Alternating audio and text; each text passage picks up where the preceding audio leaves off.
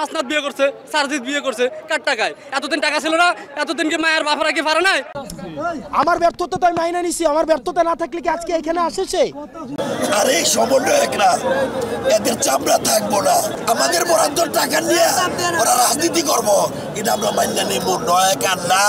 6 মাসে যদি আপনারা 2000কে টাকা দেন, 22,000 আহতকে আপনারা আরো কতদিন লাগবে? এখানে যে চিকিৎসা দেওয়া হয়েছিল এর বাইরে ওনারা আর উন্নত কোনো ধরনের চিকিৎসা ওনারা পান নাই।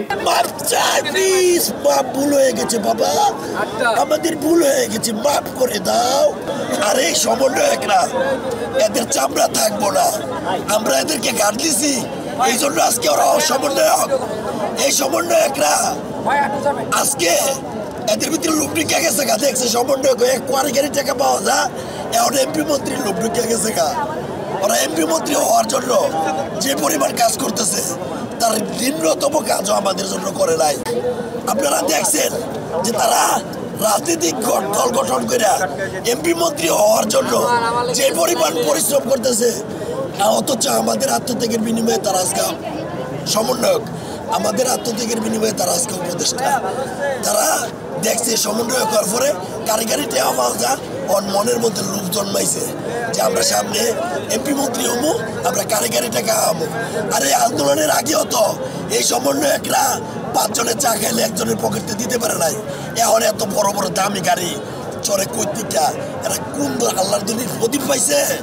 এরা যে এই যে বাংলা মোটরের মতো জায়গায় এত বড় ভবনে এত সুন্দর জায়গায় অফিস করছে কয়েকটা, এই টাকা কই পার? থেকে ভাই কেউ আপনি ধৈর্য দেখাইতে পারবেন না। আপনারা সবাই মিলে মারলাম এখানে দাঁড়ায় থাকবো। 150 দিনের মধ্যে যদি 140 দিন শুধু একটা সরকারকে আন্দোলনে ব্যস্ত থাকতে হয়, এখানে রাজনৈতিক অসহযোগিতা আছে, আমলাতান্ত্রিক অসহযোগিতা আছে, সবার শুধু চাই চাই, আমার চাই, আমার চাই, আমার চাই। আপনারা আমি বলি তো ভাই, বাংলাদেশের কোন রাজনৈতিক দলটা এই তাদের বক্তব্য বিবৃতিতে বলছে যে আমরা আহতদের পুনর্বাসন চাই? বিচার নিয়ে কোনো কথা বলছে কেউ? কারণ সুবিধা আছে তো ভাই, কারণ তাদের ভোট আমার দিকে আসবে। আমি তো আওয়ামী লীগকে কোনো স্পেস দিব না, আওয়ামী লীগের ভোট আমার কাছে আসবে না। যে স্পেস দিবে তার ভোট আসবে, তার ব্যবসা আসবে, তার এলাকার লোকের সেট আপ আসবে, মামলা থেকে ছাড়াইয়ে টাকা নিবে, আছে না?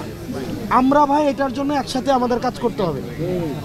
আহতদের ক্যাটাগরি সঠিকভাবে প্রণয়ন, আমি এখানে হিল্লোল ভাই আছে, দুলাল ভাই আছে, আপনারা অনেকে আছেন, এই ক্যাটাগরি সিস্টেমটা থাকবে, দেখা যায় না, মানে এটা কাজ করে না।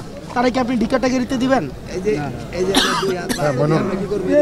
ভাই আমার আবার হচ্ছে আমার এসের কি ভালো লাগবে ভাই?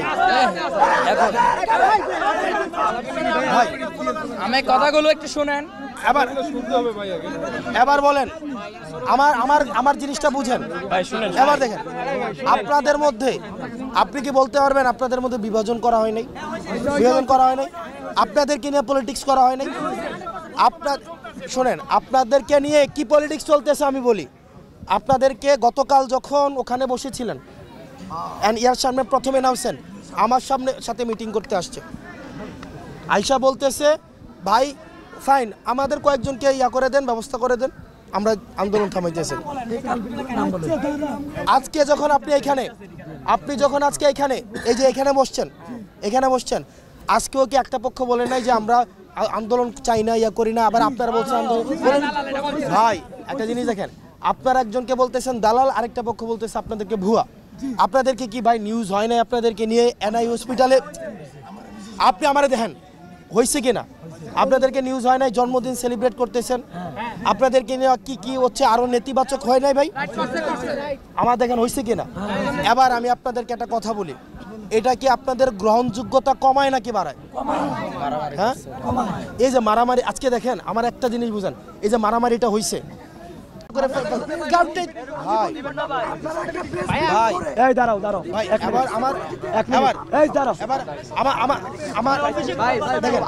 আপনারা কইতেছেন কি রাষ্ট্রীয় স্বীকৃতি?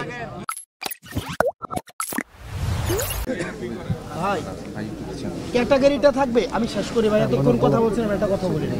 বলেন